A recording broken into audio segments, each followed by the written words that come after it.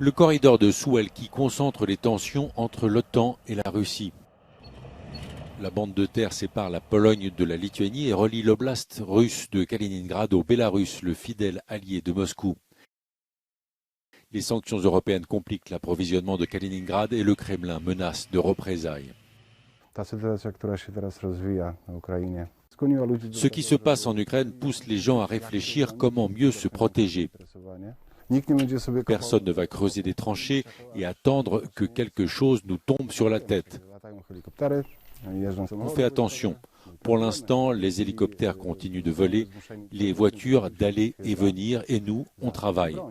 Si on y est obligé, alors on se défendra. Mais on espère que ça n'arrivera jamais.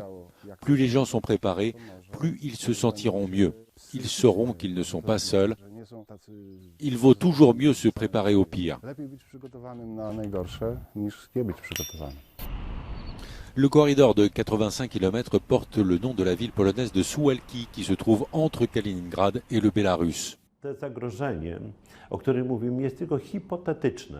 La menace dont nous parlons est hypothétique et on veut qu'elle le reste. La situation modifie le regard des gens sur la région, sur les possibilités d'y investir.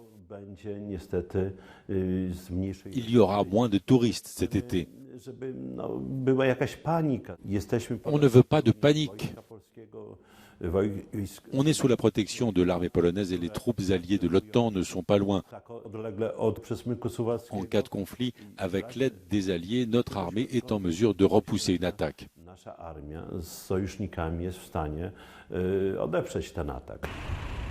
À Varsovie, les experts tempèrent les menaces russes et estiment que Moscou n'est pas en mesure de lancer une attaque. Le corridor est considéré depuis des années comme le talon d'Achille du flanc Est. On ne peut rien exclure, mais je pense qu'il serait très difficile pour la Russie de s'engager en même temps sur deux fronts. La probabilité d'un tel scénario est très faible si l'OTAN est partie prenante. Les frontières orientales de la Pologne sont celles de l'Europe et elles font face aux tensions avec nos voisins. Après la guerre en Ukraine et la crise des migrants, c'est maintenant la menace d'une attaque qui pourrait déclencher une guerre entre la Russie et l'OTAN. Magdalena Hodownik for Euronews from Warsaw.